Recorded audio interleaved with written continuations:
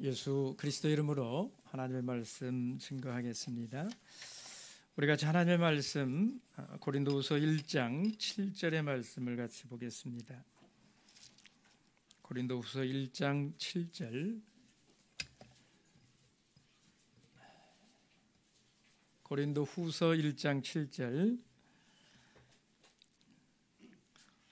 본론이 10절까지의 말씀인데요.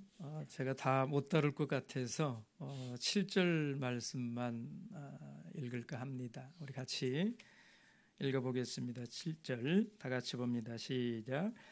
너희를 위한 우리의 소망이 견고함은 너희가 고난에 참여하는 자가 된 것 같이 위로에도 그러할 줄을 알미라.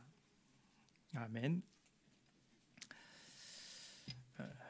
여러분, 있어야 될 자리에 이렇게 뭐가 있을 때에 참 든든하고 또 안정감 있고 이런 것을 느끼지 않습니까? 여러분, 최근에 정말 있어야 될 자리에 있는 것을 보면서 참 든든하다, 듬직하다 이런 거 느껴보신 적 있으세요? 감사하게 제가 이번에 강남에 와가지고 그것을 좀 많이 느낀 것 같습니다.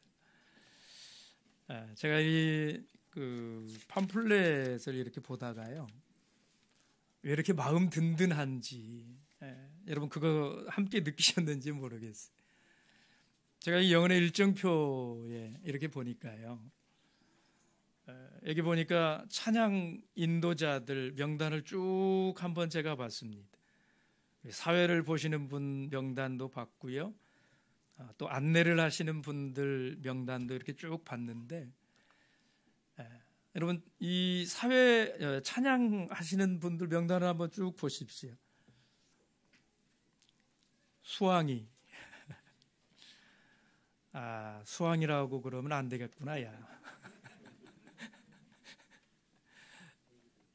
재미없습니까? 제가 한번 유머를 써보려.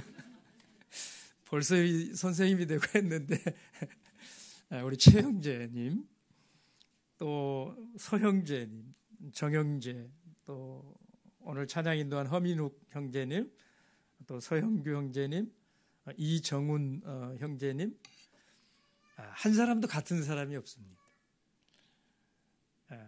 예전에 그 청년들의 그런 모습이 아니라 앞에 나와서 찬양 인도하는데요, 왜 그렇게 듬직한지, 이야, 참 좋다.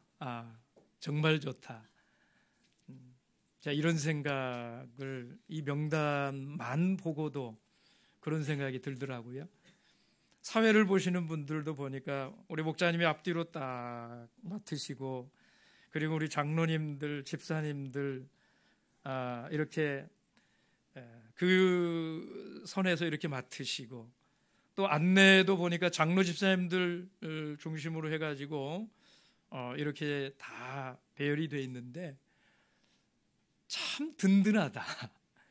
이분들이 이렇게 지키고 있으니까 얼마나 듬직한가. 제가 이런 마음이 들어서요, 얼마나 흐뭇하고 감사한 이런 생각이 들었는지 몰라요. 여러분, 무엇인가가 그런 것 같아요. 정말로 있어야 될 자리, 지켜야 될 자리, 잘 지키고 있는 것, 안정적으로 그 자리에 이렇게 담당하고 있는 것, 이게 얼마나 든든한 모습인지요. 우리 삶이 좀 그렇게 됐으면 좋겠다, 이런 생각을 해봤습니다. 여러분, 뭐든지 있어야 될 자리에 있는 것이 아름다운 것입니다. 나무도 그렇잖아요. 나무도 산에 있는 나무하고 이 도로변에 있는 나무하고는 이 차이가 많이 느껴지지 않습니까? 같은 나무라고 그래도요, 도로에 있는 것보다는 저 산에 이렇게 빽빽하게 살고 있는 이런 나무가 참 복 있어 보이고 듬직해 보이고 안정감 있어 보이지 않습니까? 근데 도로가에 있는 이 나무들은 참 불쌍해 보여요. 여러분, 우리 사람도 마찬가지일 것입니다. 같은 사람인데요, 어떤 분들은 정말 청청하고 생기차고 은혜가 있어서 누구든지 참 복이 많은 사람이다, 뭐 이렇게 생각되는 이런 사람이 있는가 하면은요, 한평생 그냥 활짝 핀 날 한 번도 보지 못하고 참 힘들게 살아가는 이런 사람들도 있지 않습니까? 여러분, 곁에 계신 분들하고 이렇게 한번 인사하면 좋겠습니다. 여러분과 저는 복 있는 사람으로 살게 되시기를 바랍니다. 당신과 저는 복 있는 사람으로 살게 되시길 바랍니다.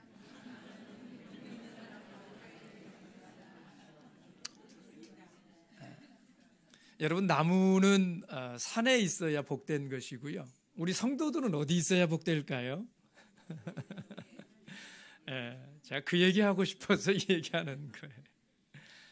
우리 성도들은요, 이 교회에 와 있어야 복이 되는 것입니다. 하나님께서 복을 주시는 이 교회 안에 있어야 그가 복된 사람이 되는 것입니다. 시편 65편 4절에 보면 이렇게 말씀을 했어요. 시편 65편 4절을 같이 한번 볼까요? 여러분, 시편 65편 4절 말씀을 같이 한번 찾아보겠습니다. 시편 65편 4절 함께 읽어봅니다. 시작. 주께서 택하시고 가까이 오게 하사 주의 뜰에 거하게 하신 사람은 복이 있나이다. 우리가 주의 집 곧 주의 성전의 아름다움으로 만족하리이다. 여러분, 참 귀한 말씀 아닙니까? 우리 주님께서 택해 주시고 그를 가까이 불러주셔가지고 하나님의 전에 거하게 하신 사람이 복이 있다라는 것입니다. 우리가 주의 집 곧 이 주의 성전의 아름다움으로 만족한다라는 것입니다. 여러분, 하나님의 전에 거하는 사람들에게 복이 있는데 그들이 만족한 이런 삶을 살게 될 것이다라는 거예요. 여러분, 이 만족이 어디에서 오느냐? 어디에서 온다고 그랬습니까? 성전의 아름다움으로 만족하리이다. 이 아름다움이라고 하는 게 뭘까요? 여러분, 이 아름다움이라고 하는 것이 성전의 화려함을 말하는 것 아닌 것은 이제 어느 정도 아시겠지요? 성전이 얼마나 화려하게 지어지고 무슨 대리석으로 지어지고 그걸 아름답다 이렇게 표현하는 건 아닌 건 아시겠지요? 그럼 여기 말하는 이 아름다움이라고 하는 것은 무엇일까요? 여러분, 여기 말하는 아름다움은 진리의 아름다움입니다. 구원의 은혜의 아름다움입니다. 이 성전의 복이 뭐냐면, 하나님의 전의 복이 뭐냐면 그 진리의 아름다움, 구원의 은혜, 무슨 하나님의 전에서 신비로운 말씀, 오묘한 말씀, 이런 것들이 아니라요, 나를 구원할 구원의 진리의 말씀, 그것이 성전이 가지고 있는 아름다움이라는 것입니다. 그것으로 만족할 줄 아는 자들이 복된 자들이다, 이런 말입니다. 여러분, 그래서 우리는 이 하나님의 이 교회, 하나님께서 세우신 이 교회의 영광이 어디에 있는가 하는 것을 잘 볼 줄 알아야 돼요. 이 교회가 가지고 있는 그 아름다움, 이 교회가 가지고 있는 그 영광이 어떤 곳에 하나님이 세우신 이 교회의 영광이 있는 것인가, 무엇을 그 아름다움이라고 하는가. 우리가 이 교회의 영광에 대해서 잘 생각을 가져야 됩니다. 여러분, 이 교회는 재판정이 아니에요. 교회는 하나님의 집이다, 이렇게 말하지 않습니까? 이 교회는 재판정이 아닙니다. 잘못한 사람들에게는 벌 주고 잘한 사람들에게는 칭찬하고 상 주는 이런 재판정이 아니에요. 이곳은 하나님의 집입니다. 잘못한 사람들을 용서해 주시고 거룩하지 못한 사람들이 거룩하게 살 수 있도록 도와주시고 깨끗하게 해주시고 복 없는 사람들에게 복을 주시는 것이 교회인 것입니다. 그리고 우리 하나님께서 말씀으로 은혜를 주시는 곳이 이 교회예요. 여러분, 예배에 참석하는 사람들에게 한 번 예배 오실 때마다 5만 원 드리고 한 10만 원 드리고 이런다면 이게 참 복된 이런 교회라고 말할 수 있을까요? 여러분, 대전에 실제로 그런 교회가 있었습니다. 텔레비전에 그래가지고 방송에 3번씩이나 나왔는데요. 교회를 오면 돈을 줍니다. 5천 원을 주고 1만 원을 주고, 누구 데리고 오면은 더 주고. 그래가지고 어떻게 교회가 그럴 수 있냐 그래가지고요. 이 교회가 이 방송에 몇 차례 나왔는데도 이 교회가 그걸 고치지를 않아요. 어떻게든지 사람만 모으면 된다, 이런 생각을 가지고 있어가지고요. 여러분, 우리가 그렇게 매주 교회 와가지고 올 때마다 10만 원을 받아서 써본들 우리 삶이 얼마나 나아지고 우리 삶이 얼마나 윤택하게 되겠습니까? 그러나 복음을 받으면 달라지는 것입니다. 하나님의 복음을 우리가 만나게 되면, 듣게 되면 우리의 인격이 달라지고 영이 달라지고 그 일생이 달라지게 되는 것입니다. 여러분, 하나님의 말씀을 받는 것, 이것이 복이 되는 거지요. 우리가 이 복된 신앙을 가지려면 이 신앙이 흔들리지 않으려면요. 그래서 이 근본적인 것들에 대해서 우리가 이 하나님의 말씀 안에서 확인하고 확신을 가지고 있는 것이 참 필요하다 하는 것입니다. 근본적인 문제들에 대해서 말씀 안에서 해석이 되어지지 않으면 우리가 이 신앙을, 이 귀한 신앙을 지켜낼 수가 없다라는 거예요. 여러분, 우리가 하나님을 믿고 살아가는 데 있어서요, 대표적인 우리 신앙을 흔드는 이런 문제가 고난의 문제, 환난의 문제, 이런 문제들일 것입니다. 근데 우리가 이런 문제들에 대해서 하나님의 말씀 안에서 이게 정리가 되고 이해가 되어야 그 신앙이 굳건한 것입니다. 흔들리지 않게 되는 거예요. 여러분, 하나님 말씀에 보면 신명기 32장의 말씀을 보면은요, 독수리 이야기가 나오는 이런 부분이 나와요. 이 시간에 저희가 그거 찾아보지는 않겠지만 신명기 32장을 보면 독수리가 어떻게 이 자기 새끼들을 키우는가, 이런 얘기가 나오는데요. 거기 보면 그런 얘기가 나와 있어요. 여러분, 이 독수리가요, 새끼들이 어느 정도 성장을 하게 되면 독수리는 그런다고 합니다. 새끼들이 사는 이 보금자리를 막 휘저어버립니다. 그래서 그 새끼들이 포근하게 잠자지 못하게 하고 이 새끼들을 하늘 높은 곳으로 이 어미가 날지도 못하는 이런 새끼를 막 데리고 올라가 가지고요, 거기서 떨어뜨려 버린다는 것입니다. 그래서 이 독수리를 굉장히 어렵게 만드는 거지요. 여러분, 그 독수리 새끼를 어미가 하늘 높이 데리고 올라가 가지고 떨어뜨려 버리면 어떻게 되겠습니까?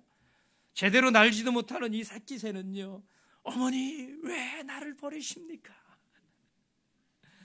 왜 나를 버리시는 거예요? 그러면서 막 떨어져서 죽게 되지 않겠습니까? 그런데 이 독수리가 그렇게 해서 떨어져서 죽게 될 때에 그것이 바위에 부딪혀서 죽음을 직면하기 직전에 그 순간에 어미새가요, 쏜살같이 내려와 가지고 이 새끼새를 등에다가 탁 받아가지고 업고 하늘로 올라간다는 거예요. 그렇게 받아가지고 올라가면 이 새끼새가요, 와, 어휴, 살았다. 그렇지, 그러면 그렇지. 역시 우리 어머니야. 엄마밖에는 없어. 엄마가 절대 그럴 리가 없지. 근데 그러는 순간에 다시 어떻게 합니까? 다시 또 떨어뜨린다라는 거예요. 그래가지고 또 내려오면서, 아니 도대체 왜 그러시는 거예요? 왜 나를 죽이려고 하는 겁니까? 그러면 그 순간에 엄마가 다시 내려와가지고 받아가지고 또 올라가고 또 떨어뜨리고 또 올라가가지고 또 떨어뜨리고. 여러분, 이것을 이 어미 독수리가 언제까지 계속하느냐? 언제까지 계속할까요? 예, 이 독수리가 날 때까지 그렇게 이 새끼새를 그렇게 올라갔다가 떨어뜨리고 데리고 올라가서 떨어뜨리고. 그래서 지금 이 어미 독수리는 새끼 독수리를 괴롭히고 힘들게 하고, 이 독수리 새끼에게는 그것이 큰 고통이지만, 내가 엄마 새끼인데 도대체 왜 나에게 이런 고난을, 도대체 엄마가 나를 사랑하기는 하는 걸까? 이런 생각을 가질지 모르지만, 어미 독수리는 그것이 새끼 독수리를 위한 훈련이었다 하는 것 아닙니까? 훈련을 시키는 거지요. 여러분, 그 새끼 독수리는 그 어미의 마음을 모르면은 계속해서 그런 생각하는 것입니다. 엄마가 왜 이렇게 나를 못 살게 구나. 그러면서 엄마를 원망도 하지만, 여러분, 그런 어미의 훈련을 통해서 이 얼마 후에는 이 새끼 독수리가요, 태풍을 가르고 질주를 하는 저 하늘의 명실상부한 제왕이 되어서, 그 새들의 왕이 되어서 강력한 이런 독수리가 된다 하는 것 아닙니까? 여러분, 신명기 32장에 보면요, 그 얘기가 참 이렇게 잘 설명이 되어져 있어요. 여러분, 성경 읽으시면서 그런 생각 해보신 적 없으십니까? 도대체 왜 성경에 독수리가, 어미가 이렇게 새끼를 괴롭히는 이런 얘기가 왜 나올까? 여러분, 하나님이 성경에 그런 얘기를 왜 넣어주신 걸까요? 성경 읽다 보면은 너무너무 힘들고 잘 이해도 안 되고 지루할까 봐서 재밌게 보라고 에피소드로 하나씩 이렇게 넣어주신 걸까요? 그렇지 않지요.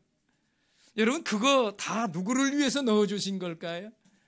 네, 하나님의 백성들을 위해서 넣어주신 것입니다. 우리가 재미있게 성경 보라고 그냥 의미 없이 그냥 이렇게 넣어놓은 것이 아니라 성도들을 위해서 주신 거예요. 여러분, 우리가 우리 하나님에 대해서 가장 근본적으로 우리 하나님에 대해서 이 고민을 하고 갈등을 하게 되는 것이 어디가 있느냐 하면, 수시로 우리의 믿음을 막 흔드는 이런 문제가 무엇이냐 하면, 우리 하나님이 나를 정말 사랑하실까? 이거 아닙니까? 우리 하나님이 나를 사랑하는 걸까? 하나님은 나를 사랑하시는가? 내가 하나님의 자녀가 맞는가? 우리 신앙생활하면서 가장 하나님에 대해서 그 신앙이 흔들리게 되는 문제가 바로 그런 문제 아닙니까? 여러분, 우리 하나님께서는요, 그 문제에 대해서 답을 주기를 원하시는 것이었어요. 그렇지 않습니까? 하나님은 우리를 사랑하신다라는 것입니다. 하나님은 우리를 사랑하세요. 하나님 우리를 어떻게 사랑하십니까? 예레미야 예가 3장에 있는 말씀을 같이 한번 볼까요? 예레미야 예가 3장. 예레미야 예가 3장. 예레미야 예가 3장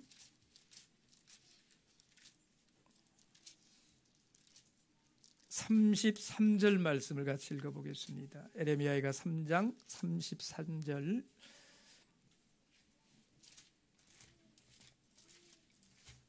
예레미야 예가 3장 33절 다 같이 읽어보시겠습니다. 함께 봅니다. 시작.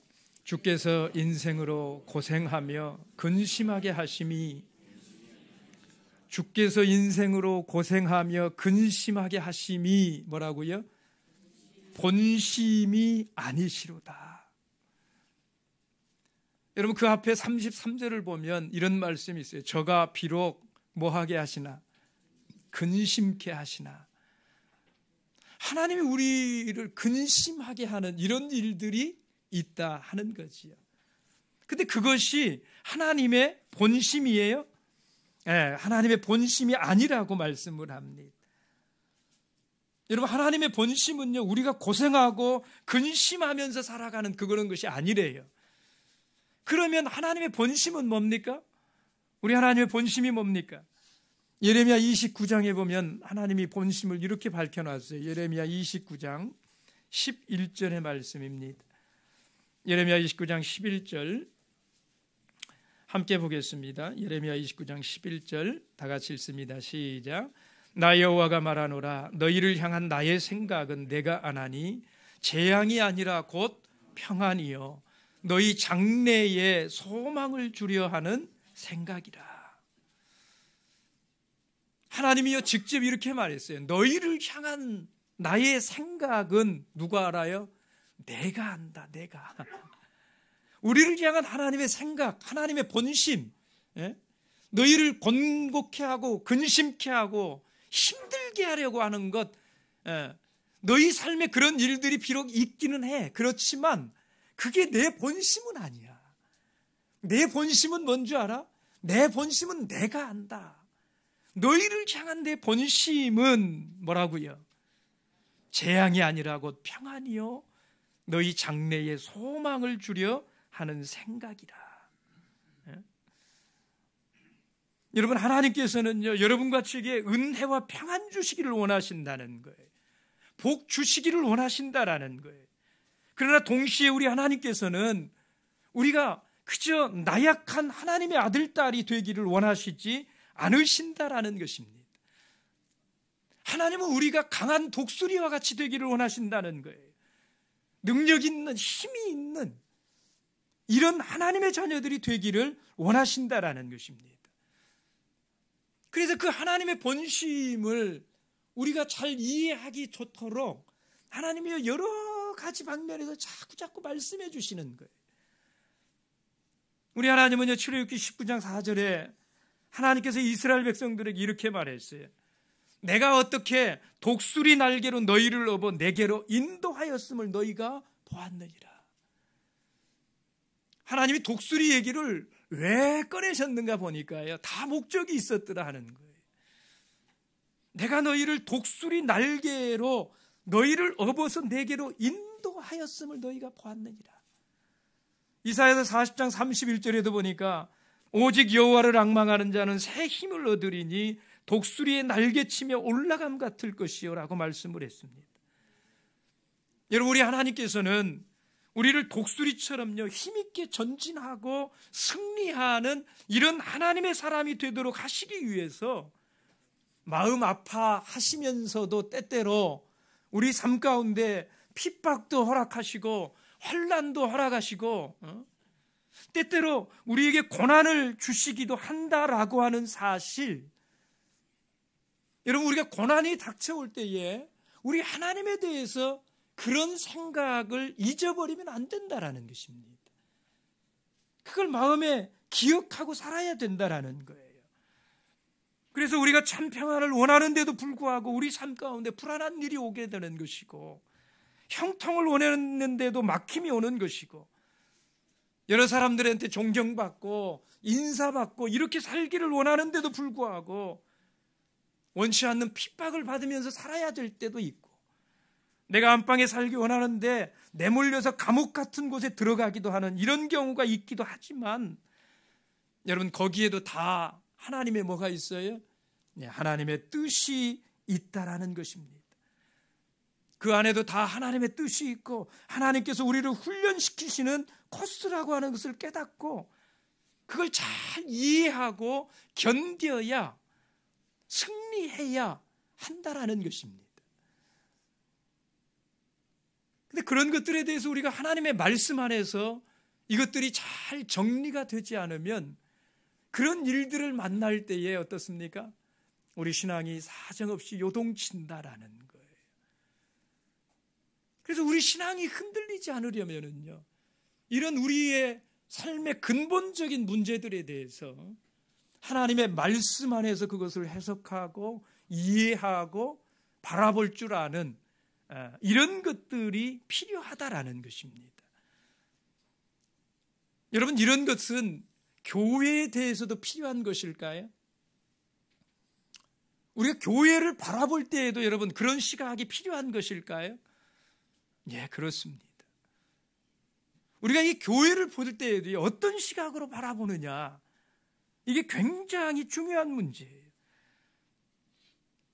교회에 대해서 그런 근본적인 문제들에 대한 하나님의 이 말씀 안에서 바라보는 그 시각 같지 않으면요, 우리 신앙이 견딜 수 없다라는 것입니다. 요동치는 이것을 막을 수가 없다라는 거예요. 여러분, 오늘 우리가 지금 이 고린도후서 1장의 말씀을 본문의 말씀으로 읽었는데요, 여러분, 이 고린도 교회는 그 안에 문제가 적지 않은 이런 교회가 고린도 교회였습니다. 여러분 잘 아시지 않습니까? 성경에 나오는 교회들 많이 있는데 그 교회들 가운데 가장 교회답지 않은 교회들라 그러면 여러분 많은 분들이 이 고린도 교회를 떠올릴 것입니다. 여러분, 이 고린도 교회에 많은 문제들이 있었던 거 아시지요? 이 고린도 교회는 어떤 문제들이 있었습니까? 여러분 기억하시는 것들 한번 말씀해 보십시오. 생각해 보십시오. 이 고린도 교회에 어떤 문제들이 있었어요? 사람의 문제. 어떤 사람이요? 네, 그거죠. 여러분 가장 먼저 나오는 게 그 문제 아닙니까? 예수파, 바울파, 개바파. 발음을 잘 하셔야 돼. 개바파 그러면 안 돼. 교회 안에 파벌이 있었다라는 거 아닙니까? 그죠? 교회가 그 교회가 얼마나 컸는지는 모르지만은요, 벌써 예수파, 바울파, 아굴로파, 게바파 그러면 벌써 4개 파로 나뉘어졌단 말이에요. 여러분, 우리 교회에 만약에 우리 교회가 4개의 파로 나눠져 있다고 한번 생각해 볼 것 같으면 여러분 이거 아픕니까? 안 아픕니까? 이게 큰 일입니까? 적은 일입니까? 고린도 교회예요. 그런 일이 있었어요. 또 하나님께서 정말 그 놀라운 성령의 은사로 얼마나 풍성하게 이 고린도 교회에 은사를 주셨습니까?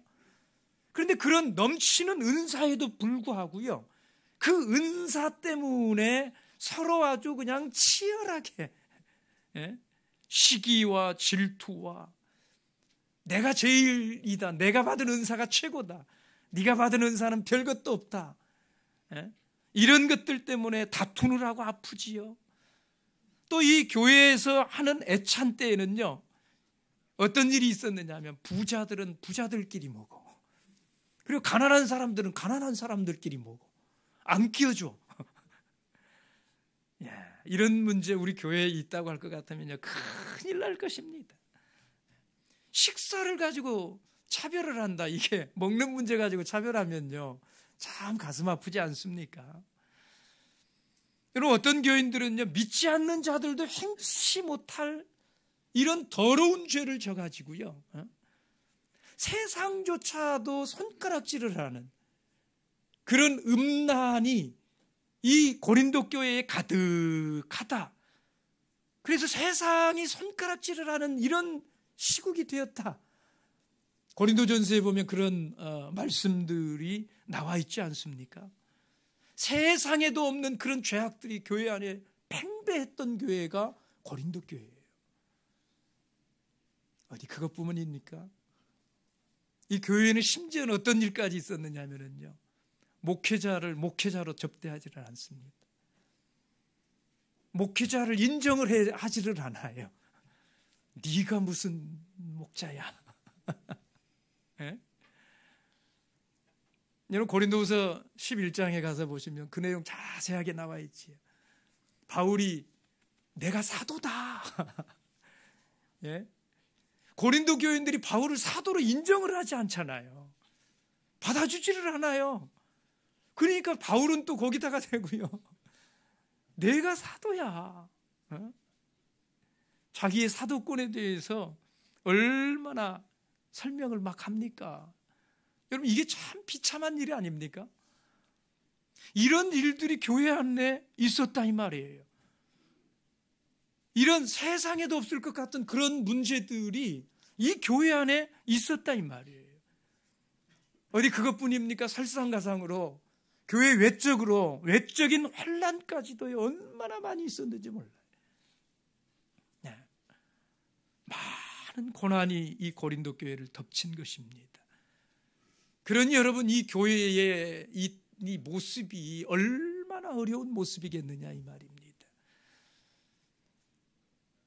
여러분 어떠십니까? 이 교회가 교회처럼 보이십니까? 이 교회가 교회처럼 보이세요? 여러분, 이런 교회 보면 여러분 뭐라고 하시렵니까? 이것도 교회냐?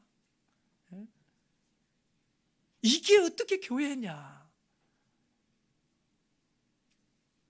여러분, 우리가 이런 모습이 이것 뭐 다 있지 않는다고 그래도요, 한 가지만, 여기 나오는 것들 한 가지만 우리 교회에 있다고 할 것 같으면 여러분, 우리 교회에 대해서 여러분 어떤 생각을 가지시렵니까? 마음으로 어떤 생각을 가지시렵니까? 내가 이런 교회 다녀야 되나 안 다녀야 되나? 여러분, 이런 고민 하시지 않겠습니까? 이것도 교회냐, 이런 고민 하시지 않겠어요? 그게 모두의 마음일 것입니다. 그런데요,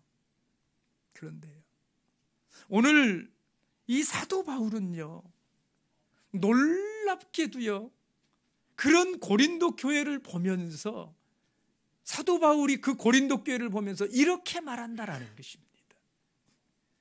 그게 우리가 읽은 오늘 고린도후서 1장 7절의 말씀이에요. 여러분, 사도 바울이 그 고린도 교회를 어떻게 바라보는지를 한번 보시기 바랍니다. 바울이 이렇게 말했어요. 너희를 위한 우리의 소망, 너희를 향한 우리의 소망이 견고함은,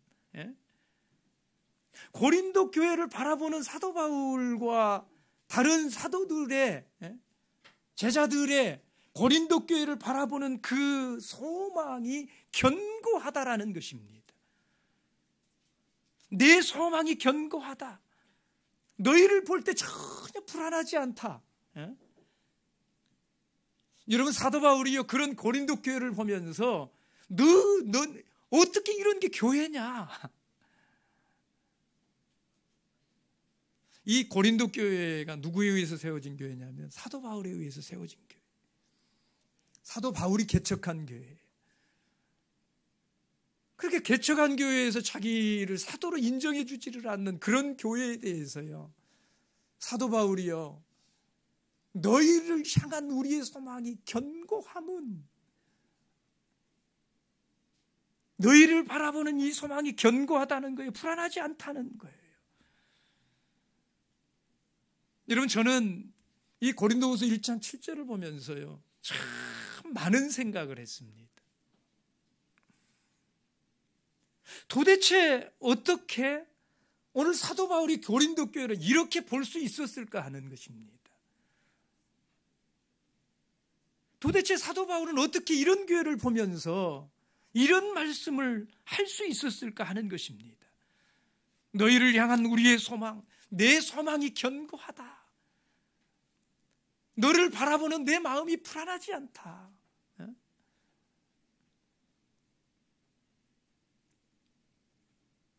제가 그래서 이 말씀을 보면서 참 많은 생각을 했어요. 그러면서요, 제 속에 참 부끄러운 생각이 들었어요. 저는 제 속에 그런 생각 해본 적이 있거든요. 우리 강남교회에 있을 때는 제가 그런 생각 한 번도 안 해봤습니다. 여러분들은 아마 이 강남교회가 너무 좋으시니까, 그죠? 너무 행복하시죠?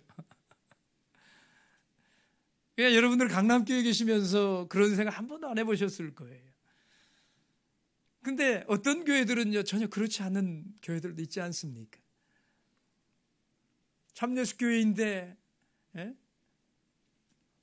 정말 세상에도 없는 이런 일들이 있는 이런 소리도 가끔 들려오지 않습니까? 교회에서 뭐 목사님 멱살을 잡았다느니 교회에서 참 정말 세상도 부끄러운 그런 이런 일을 했다느니 이런 소리 들려오지 있지 않습니까? 여러분, 저는 그런 소리 들을 때예요, 참 답답했어요. 그러면서 이게 참 예수교회라면서, 하나님이 계시는 교회라면서, 어떻게 하나님이 계시는 교회인데, 하나님이 주인 되시는 교회인데 어떻게 그 분들이 참 이 속으로부터 너무너무 밉고요. 하나님이 좀 제발 좀 어떻게 좀 해주셨으면 좋겠고요. 같이 더러워지는 것 같고 같이 죽어가는 것 같고, 하나님이 교회를 이렇게 어지럽게 만드는 이런 것 때문에 제 속에 얼마나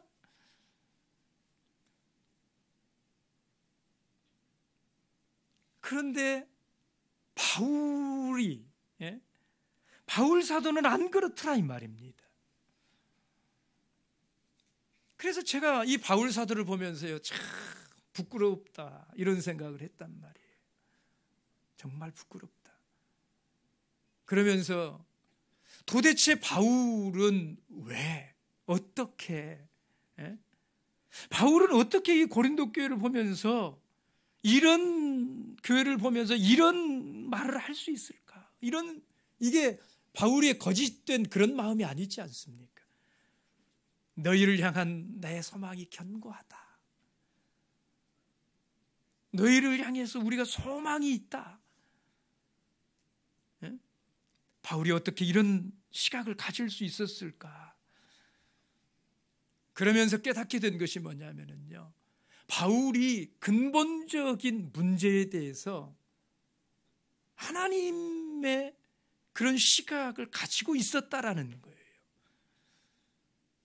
바울이 이 교회를 바라보는 생각이 달랐다라는 것입니다.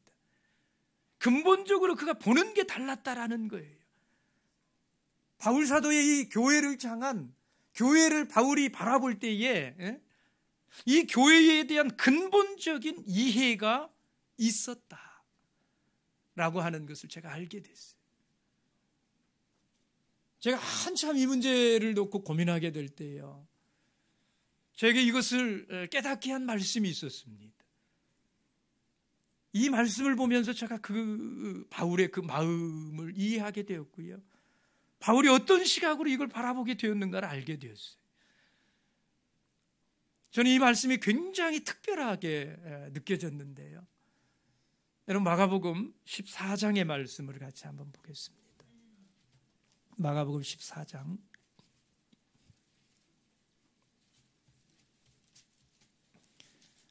마가복음 14장 32절에서 34절까지만 보겠습니다. 우리가 너무나 잘 아는 본문인데요, 42절까지 다 읽어보면 좋겠지만 32절에서 우리 34절까지만 읽어봅시다. 같이 봅니다. 시작. 저희가 겟셋마네라 하는 곳에 이름에 예수께서 제자들에게 이르시되 나의 기도할 동안에 너희는 여기 앉았으라 하시고 베드로와 야고보와 요한을 데리고 가실새 심히 놀라시며 슬퍼하사 말씀하시되 내 마음이 심히 고민하여 죽게 되었으니 너희는 여기 머물러 깨어 있으라 하시고. 여러분, 이 본문의 말씀 우리 너무 잘 아는 말씀인데요, 여러분, 이 본문 말씀 보시면서 어떻게 느끼셨습니까? 저는 이 본문이 굉장히 특별하게 느껴졌는데, 어떤 부분이 특별했느냐 하면, 여러분, 여기에 지금 소개되어져 있는 이게 예수 그리스도께서 십자가 지시기 바로 전날 십자가를 앞에 두고 겟셋마네에 올라가서 기도하시는 이런 장면 아닙니까? 그런데 잘 한번 보십시오. 여러분, 여기에 나오는 이 예수님 어떻습니까? 예수님 답습니까? 예수님 답지 않으십니까? 이 마가복음 14장 33절 4절에 나오는 이 예수님의 모습, 예수님 답습니까? 예수님 답지 않습니까? 예수님 답지 않아요. 전혀 예수님 답지 않아요. 그렇죠? 네. 여러분, 평소 우리가 알고 있는 예수님은 어떤 모습이셨습니까? 이런 문제들에 대해서 얼마나 의연하셨습니까? 어떤 핍박을 당해도, 어떤 어려움을 당해도, 어떤 환난을 당해도요. 예? 심지어는 십자가상에서조차도 시편 이사야 53장에 예언되어 있는 말씀처럼 곤욕을 당하여 괴로울 때에도 그 입을 열지 아니하였으며, 예? 고통당할 때에도 털 깎는 어린 양처럼 한마디 소리도 안 하시고 묵묵하게 그 일 다 감당하시고 세상을 구원하시기 위해서 그 고초 다 감당하시고 잠잠한 어린 양처럼 그 입을 열지 아니하시는 이런 모습, 여러분, 이게 예수님다운 모습 아닙니까? 그게 예수님의 본 모습 아닙니까? 근데 유독 여기에만, 이 마가복음 14장 이 33절 34절에 여기에만 유독 이 본문에만 예수님의 이런 모습이 기록이 되어 있어요. 33절은 참 놀라운 말씀 아닙니까? 우리 예수님이요, 그 의연한 예수님이요, 심히 놀라사 죽게 되었어요. 심히 놀라시며 슬퍼하사 말씀하시되 내 마음이 심히 고민하여 죽게 되었으니, 예? 너희는 여기 머물러 깨어 있으라 하시고. 도대체 왜 예수님이 여기 이런 모습을 보이시는 걸까? 이해가 되지 않지 않습니까? 여러분, 이 예수님이요, 여기 이런 모습을 보이시는 게 모든 제자들 앞에 그러지 않았다라는 걸 여러분 보시는 게 굉장히 중요합니다. 이런 모습은 누구에게만 보여줬느냐 하면 보니까 33절을 보면 누굽니까? 베드로와 야고보와 요한에게만 보여주신 거예요. 예. 여러분, 예수님이 겟세마네 올라갈 때 제자들 다 데리고 올라가셨어요. 그죠? 가룟 유다만 빼고 도망가 버렸으니까. 예수님 팔려고 나갔으니까. 나머지 이 제자들 다 데리고 올라갔는데요. 예수님이 어느 만치 가시더니요, 일부 제자들은 거기 남아있으라고 하십니다. 그리고는 특별히 요 세 사람만 데리고 더 깊이 들어가서 성경이 그렇게 기록했더라고요. 여러분, 이 세 사람의 제자를요, 다른 제자들하고 구별하셨어요. 저는 성경 보면서 우리 예수님이 차별은 안 하시지만 구별은 하셨구나 하는 거, 이거 보면서 생각해 봤습니다. 예수님이 왜 이 사람들만 따로 대접을 하실까? 왜 이 사람들은 더 깊이 데리고 가셨을까? 제가 그래서 그런 생각을 했어요. 그리고 예수님이 그 사람들에게만 이런 장면을 보여주신 겁니다. 지금까지 한 번도 보여주시지 않았던 이런 장면을 그들에게만 보여주신 거예요. 왜 예수님이 이 세 사람에게만 특별하게 이렇게 하셨을까? 이유가 뭘까? 이걸 통해서 예수님은 뭘 생각을 하신 걸까? 여러분, 왜 예수님이 이렇게 하셨을까요? 예수님 앞에 보니까요, 이 하나님 앞에서요, 우리가 어느 선이 있고 더 깊이 들어가는 사람도 있고 이런 것이 있는 거, 여러분, 우리가 좀 유익 있게 보셔야 될 것 같아요. 여러분, 왜 예수님이 이 세 사람만 데리고 가셨을까요? 그냥 그러신 건 아니더라고요. 이유가 있었습니다. 제가 어디에서 그 이유를 찾았느냐 하면 마가복음 9장에서 그 이유를 발견했어요. 마가복음 9장으로 넘어가 봅시다. 그 앞에요, 어떤 일들이 있었어요. 앞에 어떤 일들이 있었습니까? 마가복음 9장 2절 3절을 보겠습니다. 마가복음 9장, 여기도 다 읽으면 좋지만은요, 이 2절 3절만 봅니다. 시작. 엿새 후에 예수께서 베드로와 야고보와 요한을 데리시고 따로 높은 산에 올라가셨더니 저희 앞에서 변형되사 그 옷이 광채가 나며 세상에서 빨래하는 자가 그렇게 희게 할 수 없을 만큼 힘이 희어졌더라. 여러분, 예수님이 변화산에 올라가셔서 변화되시잖아요. 근데 그때도 예수님이 제자들을 다 데리고 올라가시지 않았어요. 그 12제자 가운데 3사람만 데리고 올라갔어요. 그 3사람이 누굽니까? 네, 그게 베드로와 야고보와 요한이었다 하는 것입니다. 여러분, 이 베드로와 야고보와 요한, 이 3사람이 올라가 가지고 그 변화산에서요, 말로 형언할 수 없는 그런 예수님의 영광을 받습니다. 사람이 빨래하는 사람이 희게 할 수 없을 만큼 그렇게 심히 희어졌더라. 예수님이 변화돼 가지고 영광 가운데 모세와 엘리야와 함께 얘기를 하시는데 아주 말로 형언할 수 없는 그런 영광 속에서 이렇게 얘기하시는 것을 이 3사람에게 보여주신 거예요. 그걸 보여주시려고 그들만 데리고 올라가신 거예요.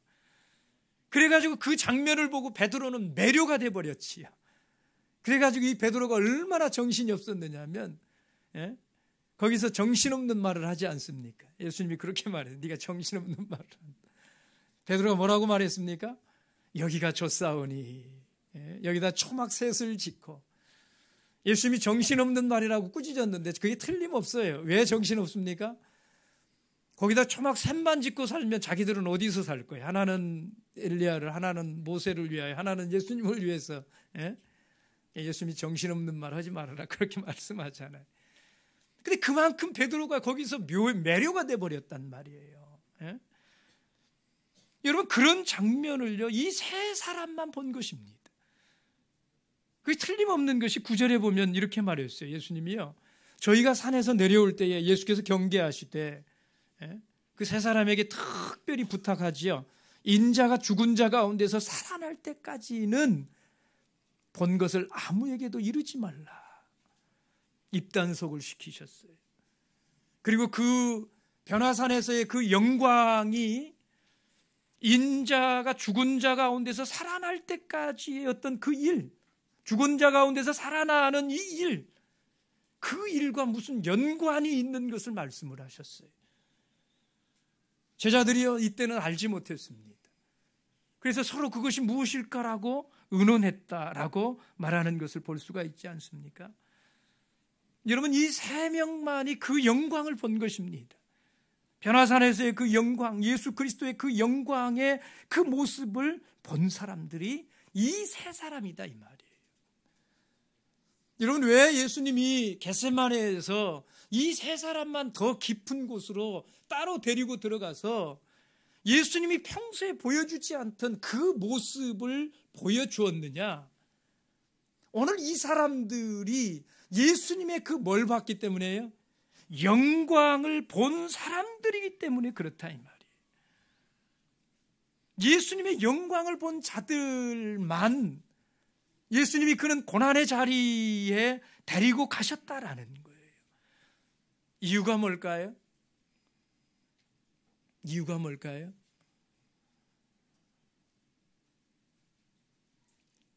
예수님은 기대하셨던 것 같아요. 이들이라면 충분히 이거 받아들일 수 있다. 이해할 수 있다.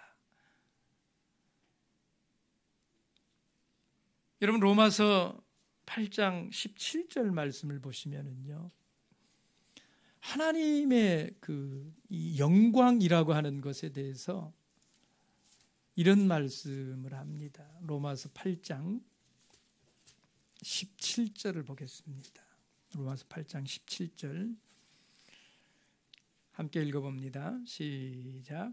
자녀이면 또한 후사 곧 하나님의 후사요 그리스도와 함께한 후사니 우리가 그와 함께 영광을 받기 위하여 고난도 함께 받아야 될 것이니라.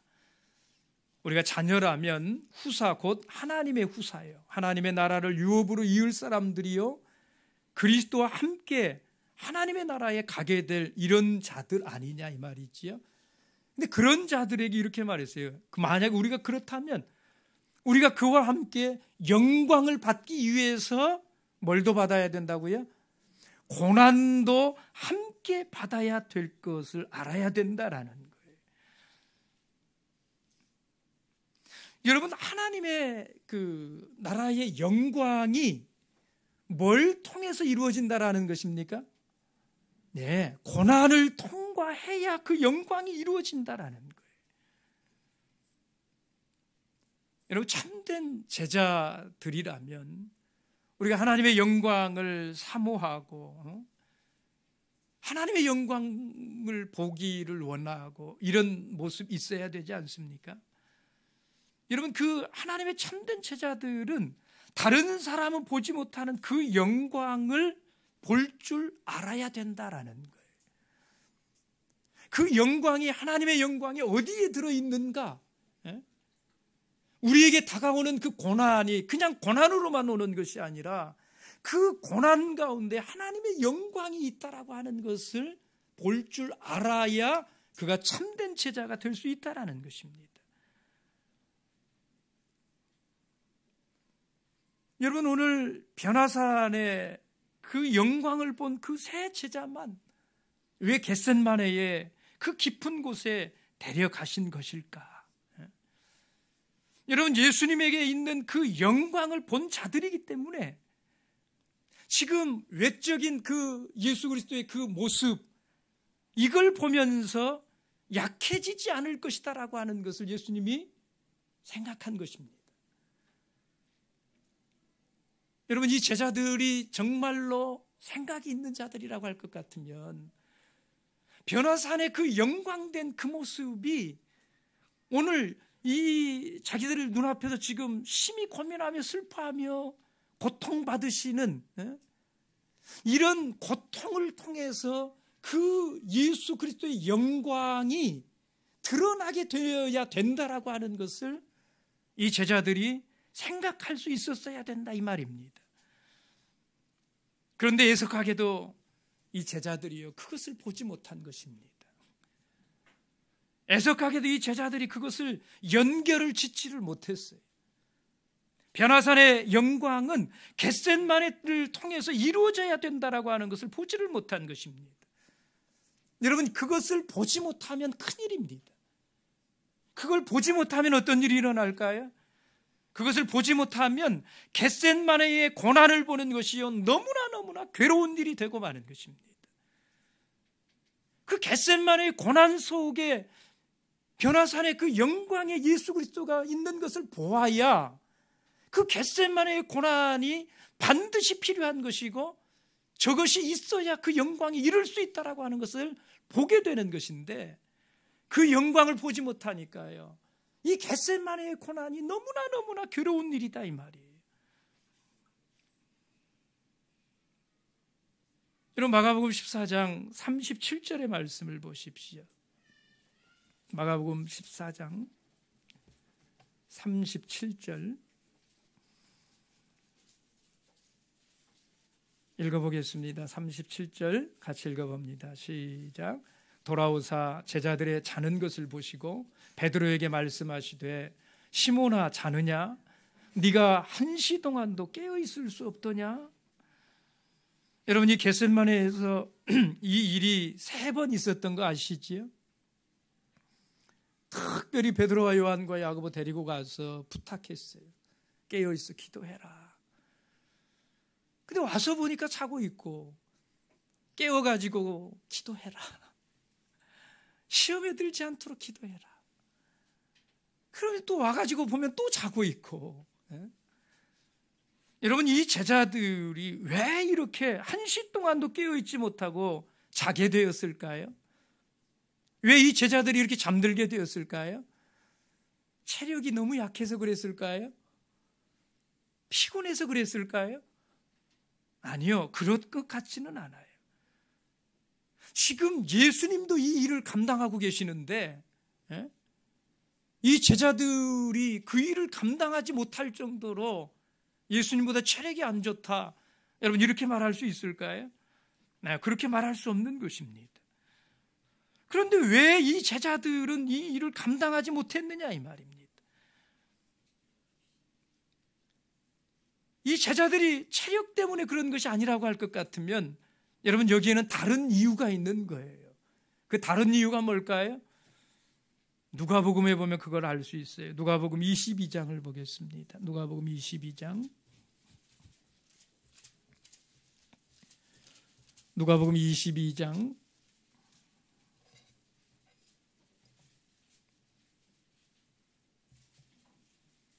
45절 말씀입니다. 45절 우리 같이 한번 읽어보겠습니다. 22장 45절 다 같이 읽습니다. 시작. 기도 후에 일어나 제자들에게 가서 슬픔을 인하여 잠든 것을 보시고. 여러분, 예수님이 이거는 정확하게 진단하신 거지요. 제자들이 왜 이렇게 자느냐. 예수님 뭐라고 말씀하세요? 저들이 왜 자는 거라고요? 네, 저들이 슬픔을 이기지 못하여 슬픔 때문에 이렇게 됐다 이 말이에요. 슬픔 때문에. 여러분, 이 제자들이 체력이 약해서 잠을 자고 한시도 깨어있지 못하고 이렇게 된 것이 아니라 뭐 때문에요? 슬픔 때문에 이렇게 된 거예요. 슬픔 때문에. 그러면 왜 제자들은 이 순간에 슬픔 가운데 빠져들어서 예수님이 그토록 그들에게 부탁하신 그 한시 동안도 깨어서 기도하지 못하는 이런 모습을 보였겠느냐라는 거예요. 오늘 제자들은 왜 이렇게 슬픔에 빠지게 된 것일까요? 그 이유가 어디에 있습니까? 예, 그렇습니다. 영광을 보지 못했기 때문에 그런 것입니다. 이 고난을 통과해야지만 예수님이 이 변화산에 영광된 그 몸처럼 그런 영광이 이 고난을 통해서 온다라고 하는 것을 저들이 봤다고 할 것 같으면 여러분, 이 일이 그들에게 슬픔으로 다가오지 않는다는 거예요. 이게 있어야 예수님이 영광에 이룰 수 있다라고 하는 걸 저들이 깨달았다면, 안다면 그것 때문에 슬픔에 빠지지 않아요. 이 일은 꼭 필요한 거야. 그러니 우리가 도와야 돼. 우리가 힘을 써서 기도해야 돼. 깨어서 저들이 기도했을 것이다 이 말이에요. 그런데 저들이요, 그걸 보지를 못한 것입니다. 저들에게 그게 보이지 않은 거예요. 그래서 낙담이 왔어요. 그래서 절망이 되었어요. 그래서 너무너무 슬펐어요. 그래서 그 슬픔을 인하여 저들이 잠들게 되었다 하는 것입니다. 네. 여러분, 저는 우리가 보는 것이 그렇다고 생각합니다. 우리가 이럴 수 있다라고 생각을 합니다. 여러분, 우리가 이 교회를 바라볼 때에요, 교회의 영광이 어디가 있는가, 이걸 근본적으로 우리가 잘 볼 수 있어야 돼요. 이 영광을 보지 못하면 이 교회를 바라볼 때에 엉뚱한 생각을 하게 되는 것입니다. 좌절하게 되는 것입니다. 절망하게 되는 것입니다. 그래서 내가 이런 교회를 다녀야 되는가 이런 생각을 하게 된다 이 말입니다. 여러분, 우리가 바라보는 교회의 영광은 어떤 것입니까? 우리가 생각하는 이 교회의 영광은 무엇입니까? 네, 계시록 21장에 나오는 그것 아닙니까? 하나님의 성 예루살렘에 관한 그 말씀들, 우리 계시록 21장 10절 11절 이하에 있는 말씀 같이 한번 보겠습니다. 계시록 21장 10절 11절 함께 읽어보겠습니다. 다 같이 읽습니다. 시작. 성령으로 나를 데리고 크고 높은 산으로 올라가 하나님께로부터 하늘에서 내려오는 거룩한 성 예루살렘을 보이니 하나님의 영광이 있음에 그 성의 빛이 지극히 귀한 보석 같고 벽옥과 수정같이 맞더라. 이후에 나와 있는 말씀들 쭉 보시면은요, 하나님의 교회의 영광을 우리가 말로 형언할 수 없는 그런 모양들로 이렇게 설명하고 있지 않습니까? 그림을 그리듯이 그렇게 보여주고 있지 않습니까? 여러분, 우리가 생각하는 교회의 영광은 그런 것입니다. 그런데 여러분, 알아야 될 것이 있어요.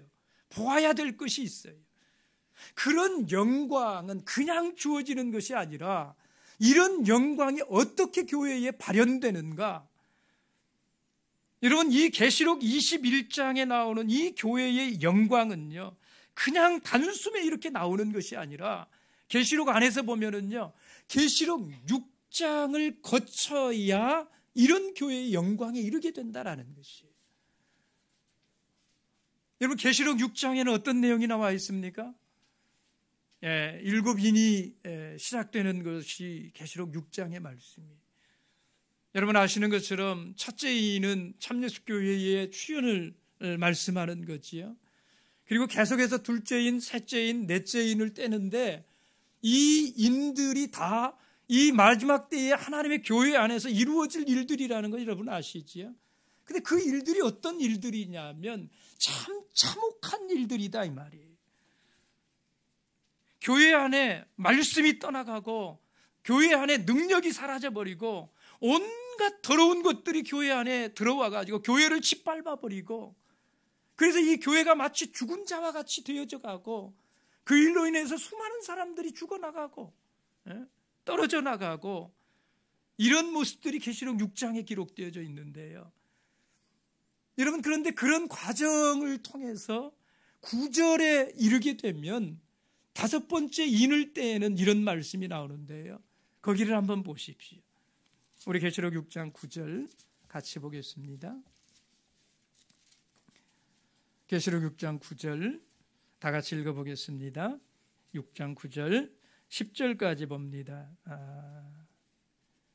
11절까지 읽겠습니다. 시작.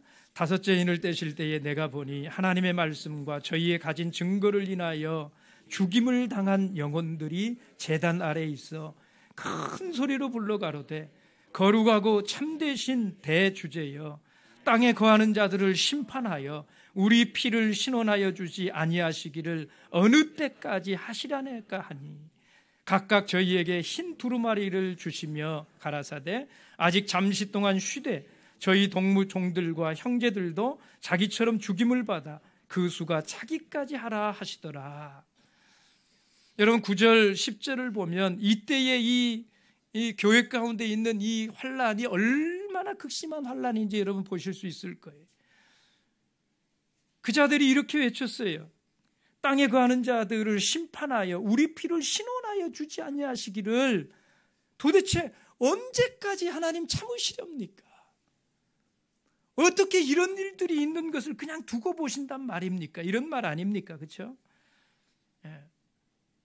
여러분 이때 이 교회 가운데 있는 이 환란이요, 죽을 만큼 큰 환란이다라고 하는 걸 알 수가 있습니다. 그런데요, 그렇게 부르짖는 그들에게 하나님 뭐라고 말씀하시느냐 하면 11절에 이렇게 말했어요. 각각 저희에게 뭘 주신다고요? 흰 두루마기를 주시며, 그렇게 하나님 앞에 고통 앞에서 신음하고 견디기 위해서 하나님 앞에 부르짖는 자들에게 주어지는 것이 이 흰 두루마기예요. 나중에 우리 계시록 말씀을 나누시면 이 흰 두루마기가 뭔지 여러분 아실 겁니다.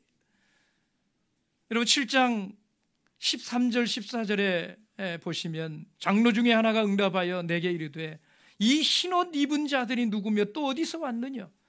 내가 가로되 내 주에 당신이 알리이다 하니 그가 나더러 이르되 이는 큰 환난에서 나오는 자들인데 어린 양의 피에 그 옷을 씻어 희게 하였느니라.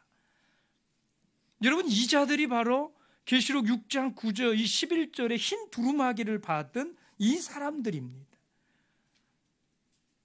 여러분 그 흰 두루마기를 입고 나오는 그들 위에 계시록 7장 15절을 보면 어떤 일이 벌어지냐면 읽어보겠습니다. 7장 15절 같이 봅니다. 시작. 그러므로 그들이 하나님의 보좌 앞에 있고 또 그의 성전에서 밤낮 하나님을 섬기며 보좌에 앉으신 이가 그들 위에 장막을 치시리니, 그들 위에 뭘 치신다고요? 장막이 쳐진다 이 말이에요. 여러분 이 장막이 어떤 장막입니까? 이게 하늘에서 내려오는 새 예루살렘의 장막입니다. 하늘에서 내려오는 하나님의 교회의 장막이에요. 여러분 그 장막을 치면 그 교회 가운데 어떤 일이 벌어지는지 보십시오. 16절 17절 읽습니다. 시작. 저희가 다시 두리지도 아니하며 목마르지도 아니하고 해나 아무 뜨거운 기운에 상하지 아니할지니 이는 보좌 가운데 계신 어린 양이 저희의 목자가 되사 생명수 샘으로 인도하시고 하나님께서 저희 눈에서 모든 눈물을 씻어주실 것이미로라. 여러분, 이게 천국의 모습 아닙니까? 우리가 기대하는 천국의 그런 모습 아닙니까? 여러분, 이게 계시록 21장에 나오는 하나님의 교회의 영광입니다. 그러니까 이 계시록 21장의 그 영광이라고 하는 것은요, 그냥 나오는 것이 아니라 이 계시록 6장의 이 환난을 통해서 이런 것들을 이기고 견뎌야 그 21장의 교회의 그 영광을 보게 되고 이길 수 있게 되고 견디게 되어서 정금과 같은 이런 교회를 이룰 수 있게 된다라는 것입니다. 여러분, 이게 교회의 영광이에요. 이게 교회의 본질이에요. 저는 오늘 우리들에게 그 시각이 있어야 된다고 생각합니다. 여러분, 오늘 저는 우리가 딱 그렇게 생각이 돼요. 현재 우리에게 눈에 보이는 여러분 그런 것들만 가지고 교회를 판단하고 생각한다고 할 것 같으면 여러분 어떤 생각 가지시렵니까? 고린도 교회의 그런 모습을 여러분 보신다고 할 것 같으면 여러분 어떤 생각이 드시겠느냐 이 말이에요. 여러분 슬픔에 빠져들지 않겠습니까? 좌절에 빠져들지 않겠습니까? 이게 어떻게 하나님의 교회란 말인가 이런 생각 들지 않겠습니까? 내가 이런 교회를 계속해서 다녀야 된단 말인가? 내가 이런 교회에서 계속 하나님을 섬겨야 된단 말인가? 여러분 이런 생각하지 않겠습니까? 그러나 여러분 이 교회의 영광은요 거기에 있는 것이 아닌 것입니다. 여러분 오늘 바울이 이 교회를 어떻게 바라봤길래 그런 더러움이 가득한 교회를 보면서 너희를 향한 우리의 소망이 견고하다 이런 말을 할 수 있었느냐? 바울이 본 것은 그런 것이 아니에요. 그럼 바울이 바라보는 교회가 무엇입니까? 여러분 바울이 보는 교회는 이것입니다. 사도행전 20장 28절에 우리가 본 것처럼 하나님의 피로 사신 뭐라고 그랬어요? 교회. 교회의 근본은 뭐냐? 교회는 하나님이 세우신 곳이다 이 말이에요. 하나님이 주인 되시는 곳이다 이 말이에요. 이 교회는 사람이 세운 게 아닙니다. 이 교회는 하나님께서 직접 세우신 교회이다 이 말이에요. 여러분 지금 이 교회가 어떤 모습이든지 간에 이 교회는 그 거룩하신 하나님께서 만민을 구원하시기 위해서 이 땅에 세우신 친히 세우신 오직 하나의 교회, 오직 하나뿐인 그 교회이다 이 말이에요. 여러분 지금 바울이 고린도 교회를 보는 생각이 그것입니다. 여러분 바울이 눈에 보이는 것만 보면은요 그 교회를 어떻게 봐야 되겠습니까? 눈에 볼 수가 없는 것입니다. 근데 그럼에도 불구하고 바울이 그 교회를 보면서 영광을 말을 합니다. 너희를 향한 우리의 소망이 견고하다라고 말을 합니다. 여러분 바울이 교회를 바라보고 있는 것이 달라요. 니들이 비록 그럴지라도 이 교회가 하나님의 교회다 이 말입니다. 하나님이 주인 되시는 교회다 이 말입니다. 하나님이 세우신 교회다 이 말이에요. 여러분 하나님이 세우신 교회는요 잘 자라나지 않으면 뽑아버린다고요? 아니요, 뽑지 않아요. 하나님이 세우신 교회는요 잘 자라지 않으면 하나님이 가슴 아파해요. 그래서 더 보호하십니다. 더 애통해 하시면서 고쳐보려고 애를 쓰시고 그 교회가 하나님이 세우신 교회이기 때문에 잘 자랄 수 있도록 지키시고 인도하시는 인도하심이 있다 이 말이에요. 결단코 뽑아내지 않으신다 이 말이에요. 그래서 하나님은요, 당신이 운행하실 것입니다. 필요하다면 고난도 보내주시고요, 많은 어려움들도 그 교회 가운데 보내주시고요, 당신이 세우신 교회이기 때문에 그런 것입니다. 여러분, 우리가 봐야 될 것이 무엇입니까? 오늘 바울이 바라보고 있는 것이 무엇입니까? 여러분, 그 고난 속에 들어있는 영광을 보는 것 아니겠어요? 그 하나님의 교회의 그 영광이 이 고난을 통해서 이루어져야 된다라고 하는 걸 보는 것 아니겠어요?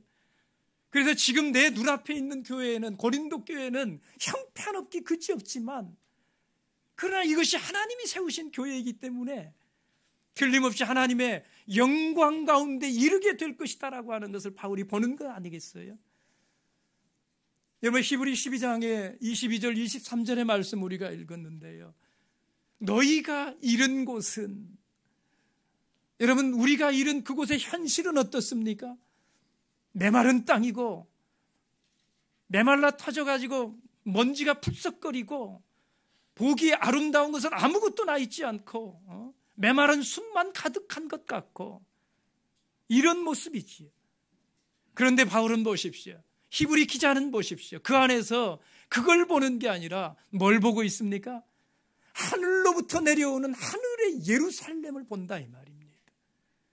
장자들의 총회요, 하나님의 몸된, 하나님이 거하시는 하나님의 이름을 보고 하나님이 영광을 그곳에서 보고 있더라 이 말입니다.